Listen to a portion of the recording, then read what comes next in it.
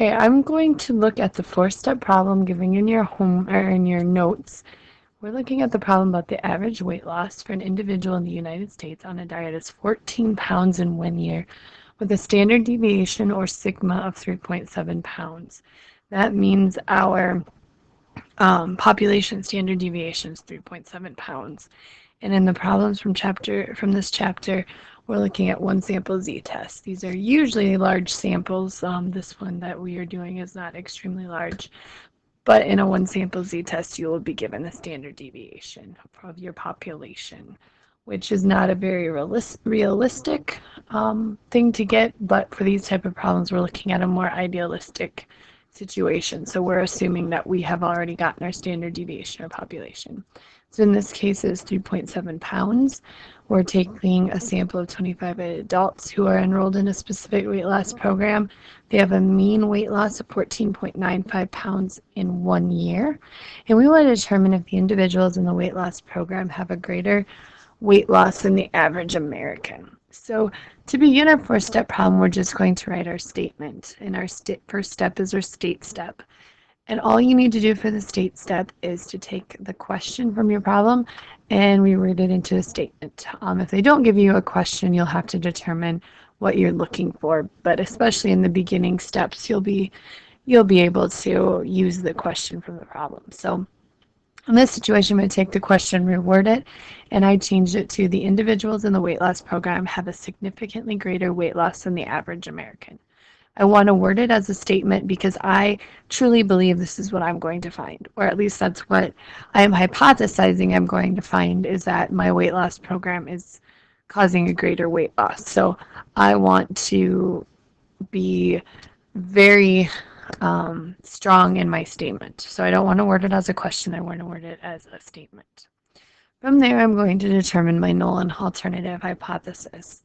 Basically, my null hypothesis is saying that there is no difference between the weight loss program and an average American. So it's saying that the mean of the weight loss program and the mean of the average American is 14 pounds. So we're saying there is no significant difference. They're pretty much the same.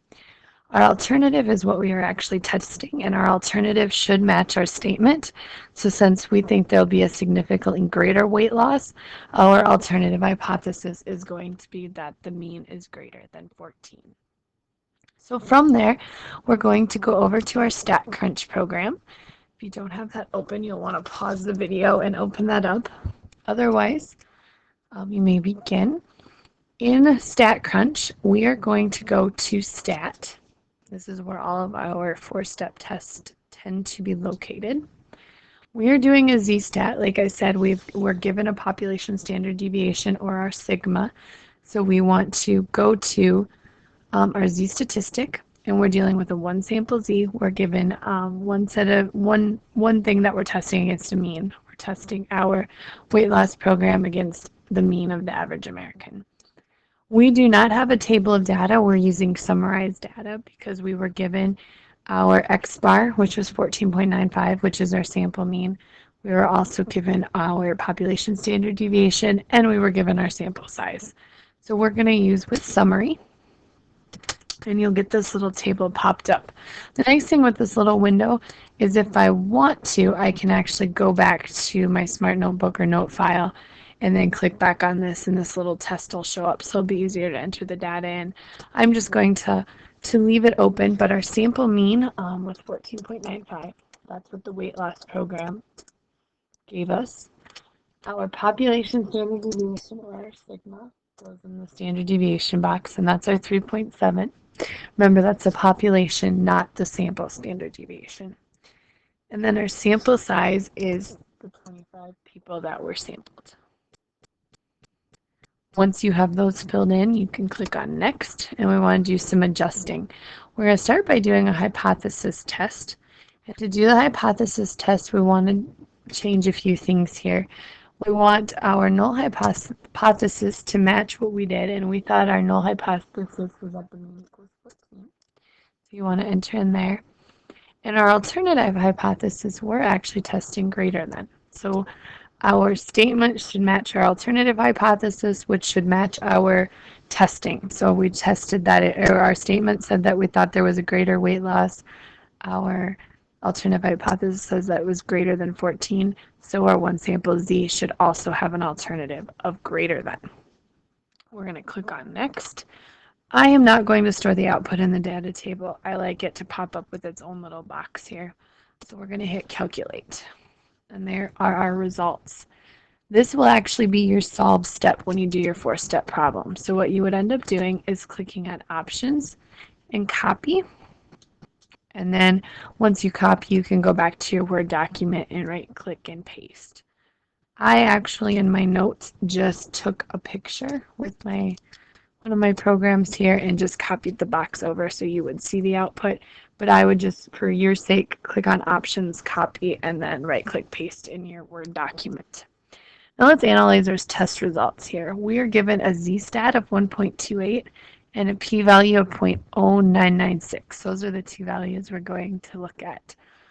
Our z-stat, if we're looking at the normal curve, that and the z-curve that you were given in your textbook, that tells me that I'm 1.28 standard deviations to the right of my mean on that curve.